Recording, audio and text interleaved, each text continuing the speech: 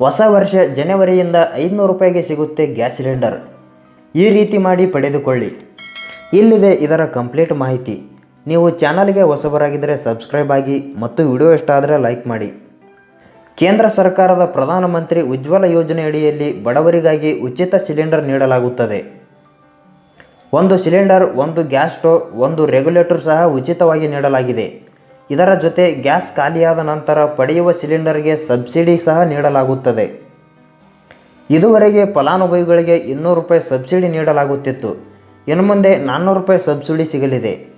ಇದೀಗ ಒಂದು ಸಿಲಿಂಡರ್ ದರ 900 ರೂಪಾಯಿ ಇದ್ದು 400 ರೂಪಾಯಿ ಸಬ್ಸಿಡಿ ದೊರೆತರೆ ನಿಮಗೆ 500 ರೂಪಾಯಿನಲ್ಲಿ ಸಿಲಿಂಡರ್ ದೊರೆತಂತೆ ಆಗುತ್ತದೆ.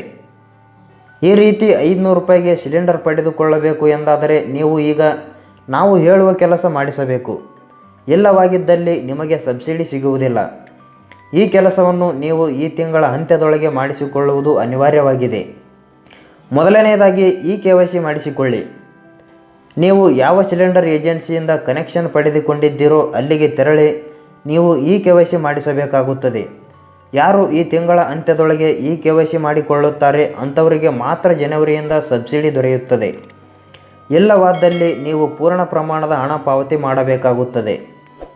ಒಂದು ವೇಳೆ ನೀವು KYC ಮಾಡಿಸಿದ್ದಲ್ಲಿ ನೀವು ಸಿಲಿಂಡರ್ ಪಡೆದುಕೊಂಡ ತಕ್ಷಣ ನಿಮ್ಮ ಖಾತೆಗೆ 400 ರೂಪಾಯಿ ಜಮಾ ಆಗುತ್ತದೆ. ಈ ಮೂಲಕ ನೀವು 500 ರೂಪಾಯಿಗಳಿಗೆ ಸಿಲಿಂಡರ್ ಪಡೆದುಕೊಳ್ಳಬಹುದು. ಈ ಯೋಜನೆಯು ಜನವರಿಯಿಂದ ಅನ್ವಯವಾಗಲಿದೆ. ನೀವು BPL ಕಾರ್ಡ್ ಹೊಂದಿದವರಾಗಿದ್ದು ಇದುವರೆಗೆ ಪ್ರಧಾನಮಂತ್ರಿ ಉಜ್ವಲ ಯೋಜನೆಯಡಿಯಲ್ಲಿ ಗ್ಯಾಸ್ ಪಡೆದುಕೊಳ್ಳದೇ ಇದ್ದಲ್ಲಿ ನೀವು ಈಗಲೇ ಅರ್ಜಿ ಸಲ್ಲಿಸಬಹುದು. ಅದಕ್ಕಾಗಿ ನಾವು ಹೇಳಿದಂತೆ ನೀವು ಮಾಡಬೇಕು. ಅರ್ಜಿ ಸಲ್ಲಿಸಲು ಬೇಕಾಗುವ ಅರ್ಹತೆಗಳು: 18 ವರ್ಷ ಮೇಲ್ಪಟ್ಟ ಮಹಿಳೆಯರು ಮಾತ್ರ ಅರ್ಜಿ ಸಲ್ಲಿಸಬೇಕು. ಕುಟುಂಬದ ಯಾರ ಹೆಸರಿನಲ್ಲಿಯೂ ಈಗಾಗಲೇ LPG ಸಿಲಿಂಡರ್ ಪಡೆದುಕೊಂಡಿರಬಾರದು. SC ST ಅತ್ಯಂತ ಹಿಂದುಳಿದ ವರ್ಗಗಳ ಜನರು, ಅಂತ್ಯೋದಯ ಅನ್ನ ಯೋಜನೆ, TXT ಗಾರ್ಡನ್ ಬುಡಕಟ್ಟು ಜನರು, ಅರಣ್ಯವಾಸಿಗಳು ಹೀಗೆ ಮುಂತಾದ ಯಾವುದೇ ವರ್ಗದ ಮಹಿಳೆಯರು ಅರ್ಜಿ ಸಲ್ಲಿಸಬಹುದು. ಇದಕ್ಕೆ ಬೇಕಾಗುವ ದಾಖಲೆಗಳು: ಅರ್ಜಿದಾರರ ಗುರುತಿನ ಪುರಾವೆ, ವಿಳಾಸದ ಪುರಾವೆ, Aadhaar card, BPL ration card, bank passbook, mobile number, KYC. ನೀವು ಈ ದಾಖಲೆಗಳನ್ನು ತೆಗೆದುಕೊಂಡು ನಿಮ್ಮ ಸಮೀಪದ ಏಜೆನ್ಸಿಗೆ ತೆರಳಿ ಅರ್ಜಿ ಸಲ್ಲಿಸಬಹುದು. ಇಲ್ಲವೇ ಆನ್ಲೈನ್ ಮೂಲಕವೂ ಅರ್ಜಿ ಸಲ್ಲಿಸಬಹುದಾಗಿದೆ.